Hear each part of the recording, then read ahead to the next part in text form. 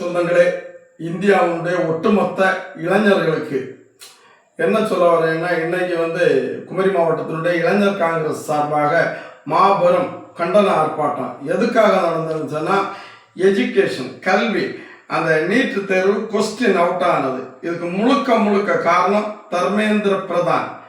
யாரு? இந்தியாவினுடைய நரேந்திர மோடியினுடைய ஆட்சியில் இருக்கக்கூடிய கல்வித்துறையினுடைய அமைச்சர் நரேந்திர பிரதான் தான் இதுக்கு முக்கிய காரணம். இதை என்ன சொல்ல வரோம்னா, ஒரு ஆட்டு மந்தையோட போல இந்தியாவுடைய மக்களை வச்சிருக்கணும்னு நினைக்காங்க. அதுக்கு உதாரணத்துக்காக நீங்க குஜராத்தில் எடுத்துக்கொண்டாலும் சரி 80 விழுக்காடு கல்வி அறிவற்ற மக்கள், உத்தரப்பிரதேசத்தை எடுத்துக்கொண்டாலும் சரி கல்வி அறிவு இல்லாத மக்கள், பெங்காலை பார்த்தாலும் சரி அப்படிதான் இருக்காங்க.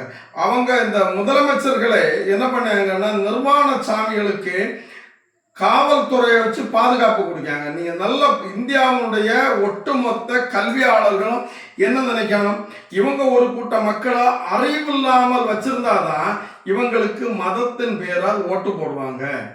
மதம் அவங்கள்ட்ட போய் சொல்லுவாங்க, நம்ம எல்லாம் இந்து மதம்னு சொல்லப்போ அந்த மக்களை நிர்வாண சாமிகளாக அதை உயர்த்திட்டே இருவாங்க.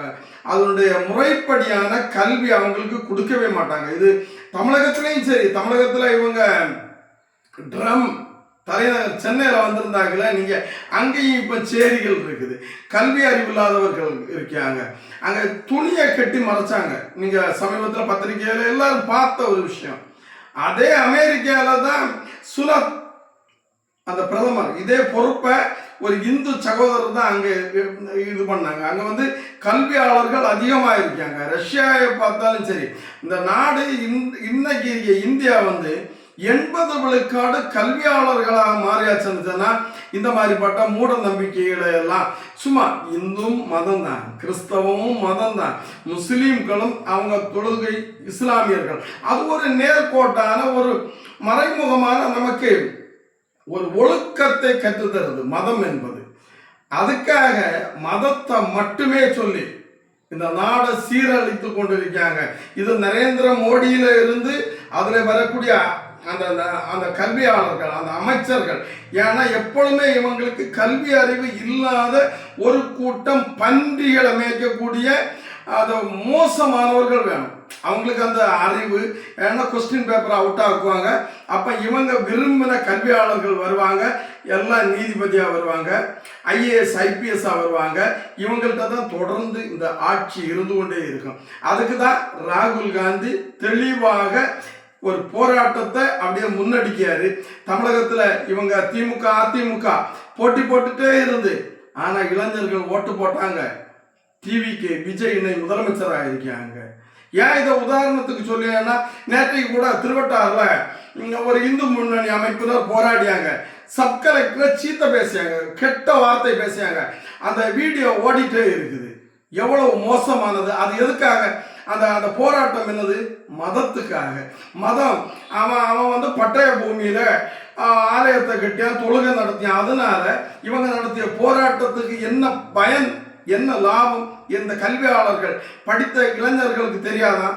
அவனுக்கு சொந்த பட்டய நிலத்தில் அவன் ஆலயத்தை கட்டி அவனுக்கு தொழுகை முறையை அவன் கடைபிடிக்க, அதுக்கும் இவங்களுக்கு என்ன சம்பந்தம்? ஆனால் கேட்க வர அதிகாரியை கெட்ட வார்த்தை பேசியாங்க. இதுக்கு எந்த நடவடிக்கை? அவங்க தான் அவங்க குரூப்பில் போடுறாங்க. இதை என்னை பொறுத்த மட்டும் என்ன சொல்லி எழுதுன்னா, ஒட்டுமொத்த மக்கள் போராட்டம், இளைஞர்கள் முன்வரணும். இந்த மாதிரி போராட்டத்தை தாண்டி மாபெரும் போராட்டம் இந்தியா உற்று பார்க்கக்கூடிய அளவுக்கு போராடணும். வெறும் பன்றி கூட்டங்கள் போல அதை அறிவே இல்லாம இந்த மதத்தை சொல்லி போராடிட்டே இருக்காங்க. எவ்வளவு எஜுகேஷன்ல நம்ம இந்தியா வளர வேண்டியது இருக்கு. அதனாலதான் மீண்டும் இந்த வீடியோவை போட்டுட்டு இருக்கேன். அது காங்கிரஸ் கட்சி தன்னால் முடிந்த அளவு ஆங்காங்கு போராட்டங்களை நடத்துது. தன்னால் முடிந்த அளவு தான் போராட்டம் நடத்துவாங்க. மற்றவங்க போல இப்போ மறியல் எல்லாம் நடத்தி பப்ளிக்கை இது பண்ணப்போ அது அதனுடைய எதிர்நீச்சல் மக்களுக்கே தெரியும். சொல்லிக்கொண்டே இருக்காங்க. இப்போ திமுக ரொம்ப அவசரப்படுது. சம்பந்தமே இல்லாத ஆட்சி கவிழ்ப்பு அது இதுக்கெல்லாம் முயற்சி பண்ணியாங்க. ஆட்சி கவிழ்ப்பு ஒரு சம்பவம் இனி நடக்குமா? எவ்வளவு ஸ்டாண்டர்டா தமிழ்நாட்டில் இனி உடனே நடக்காது. 6 மாதம் 1 வருஷம் கட்டாயம் இந்த தமிழ்நாடு ஒரு எஜுகேஷன், ஒரு தமிழகம் என்பது. ஏன்னா அதில் 2 மந்திரிகளாக இருந்தாலும் ஓரளவு சிறப்பாக செயல்படுவாங்க. மற்றபடி டிவிகே கட்சியிலையும் சிறந்த மந்திரி சபையில் சிறந்த மாமனிதர்கள் தான் இருக்காங்க. இதையெல்லாம் தாண்டி நானே ஒரு கட்டத்தில் சினிமா ஆக்டர் என்ன பண்ணுவாங்கன்னு உண்மையிலே அந்த நபர் சரியான பாதைக்கு தான் எடுத்து செல்லியாரு.